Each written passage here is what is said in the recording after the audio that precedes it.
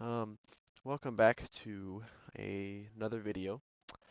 I This is part two of the video that I just made, and I literally mean like just made. Like I recorded it, got off, edited it, and then got back on. I figured I would just record part two so I can get that out the way, so I don't entirely forget where I left off. But yeah. So there's not really much I can do to really explain how everything works until I can find a cave that I want. But sorry, I am struggling to find this bread.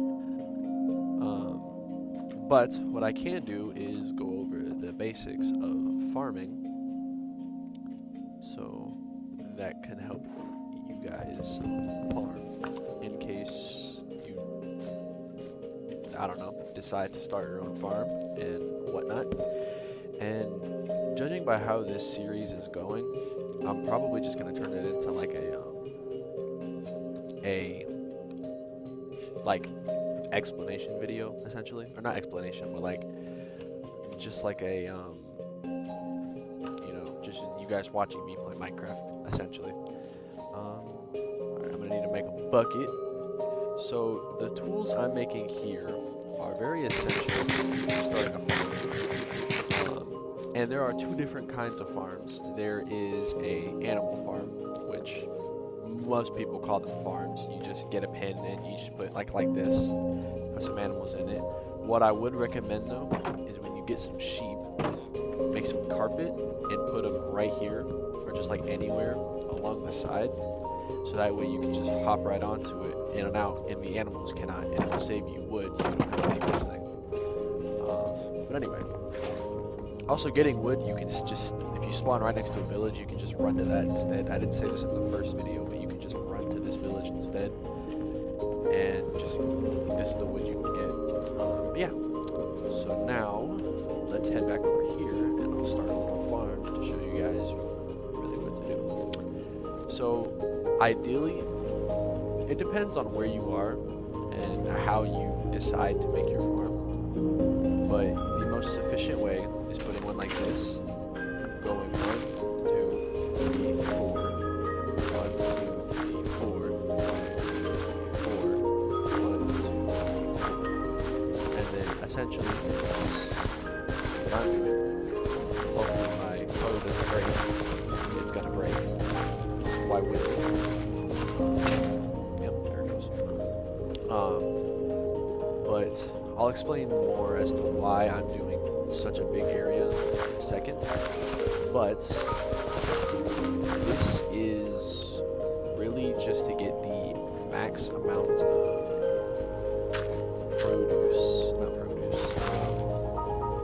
production, I should say. Because you get this, and I don't really know how to describe it, but it expands 4 blocks out in each direction.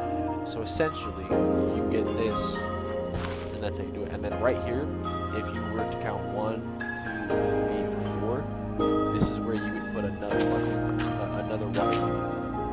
So then you can just make a really big farm. But essentially, you'll just come over here, PlayStation. You know, it's the L2 button. You just left click until that. And then I'm not really gonna like worry about building a house because I don't really care that much. I guess. So I'm gonna go back over here. Ooh, that reminds me, another helpful trick. Let's just do this. If you have a house or your base is like underground or some sort,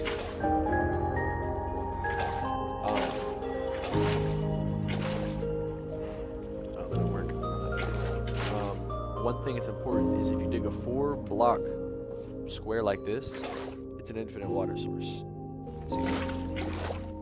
Which is pretty helpful, especially if you like, as you can see, the only water here is, this. Apart from that, all the way over there. But like, say I don't want to walk all the way over there, you just make this, and then boom, infinite water source. So there's that. That's pretty helpful. Um, but other than that, I mean, there's nothing really else to farming. But you also have to make sure you stay close. Sorry, I'm used to playing Fortnite, so that's why some excuse me. Sometimes you'll see me just randomly open my inventory because like I'll go to like pull out my pickaxe and realize it's a completely different game. But anyway, that's all there really is to farming. But in other words, let me mine this. Actually, let me do that. Make some more sticks. Okay. So, with that being said, let's go find some. Let's go over to this cave over here. So that way I can.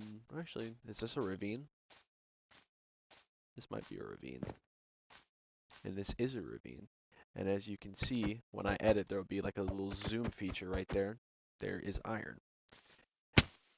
And in this episode, oh, actually, I don't know if I want to. Oh, easy. So let me see if I can water bucket clutch. Okay. So then you can just water bucket clutch by doing that, you know, right before you hit the ground, place the water bucket. That's why a lot of pros will carry water buckets.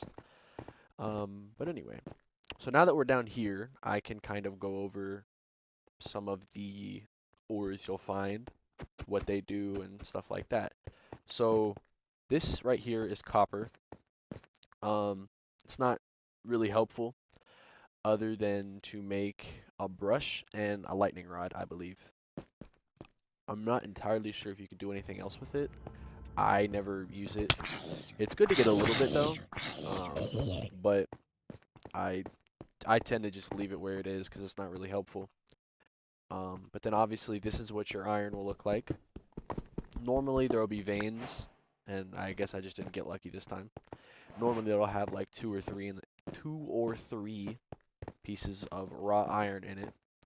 But if you don't worry because you just gotta look around. I'm sure you'll find some. There's some coal. Now, I know my first video I said if you see coal you should probably grab it, but that's not always the case because obviously, you know, sometimes you don't have the materials to build all the way up there. And you know, if you don't, that's okay. You don't have to go completely out of your way just to get coal. But if it's easily accessible, then I would strongly advise you to grab it because, trust me, coal runs out quickly.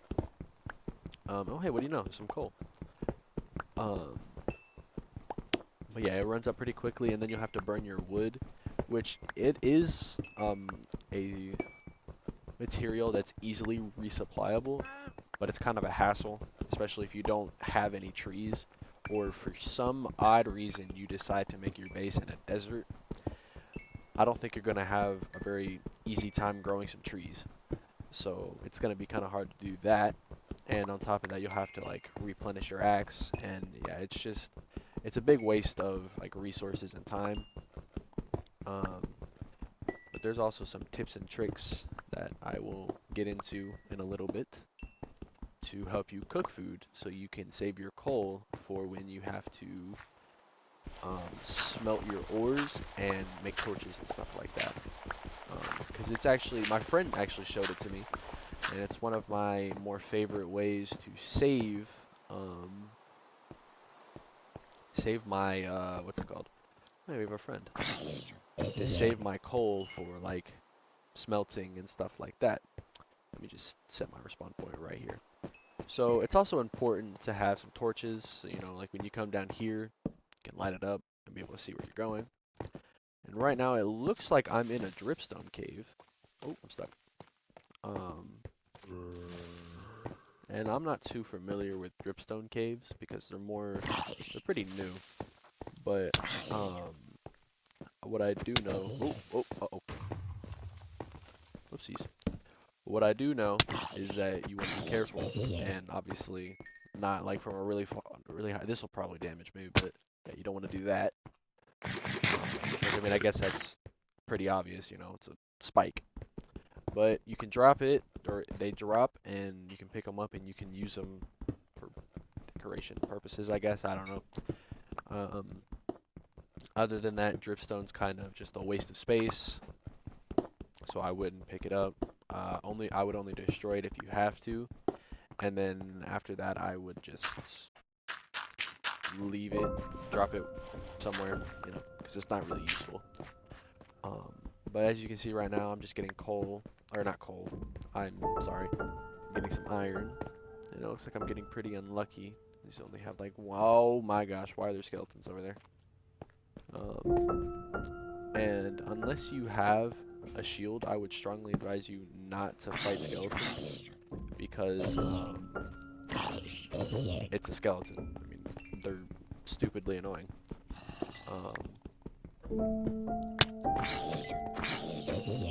But yeah, going caving without the proper stuff is definitely a hassle because, you know, of all the mobs. Let's see, did they despawn? Oh wow, I got lucky, they despawned. So I'm gonna go to sleep.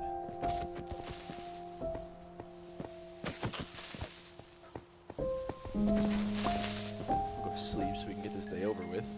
Some iron right there. And now we're on to day 3. And now, let me do this. We'll craft a furnace. Do this, put that there, put that there, put that there. Okay. Did I make 2?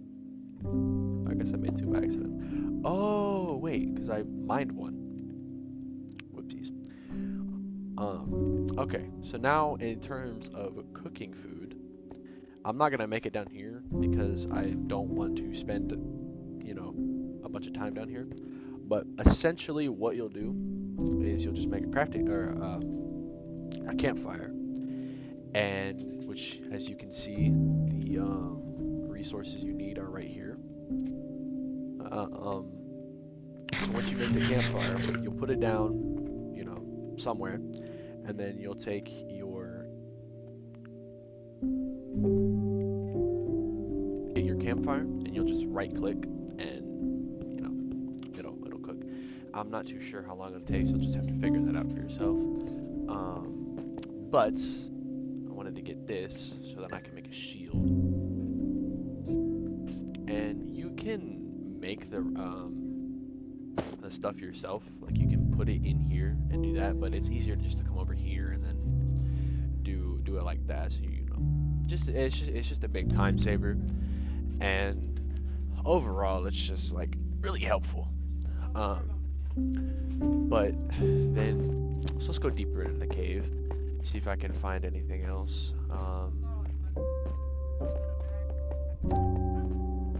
But yeah, like I said, it'll be important to have torches so you can light up your way. It'll also help you find your way back. Hey, look at that, there's some more iron. But one of the key points in this cave video is just remember, you can never have too much coal. If you have room in your inventory, you should probably mine the coal you see if you can get to it. I'm a big advocator on that. But yeah, you can never have too much coal. So right now I'm just exploring, you know, finding the caves. This cave isn't very deep, so I can't do everything I want in this video. And I don't want to go too deep into a cave without like the proper resources. It's also important to note that you need iron to be able, like iron armor, so you can not die, pretty much, and just have the proper equipment. So yeah.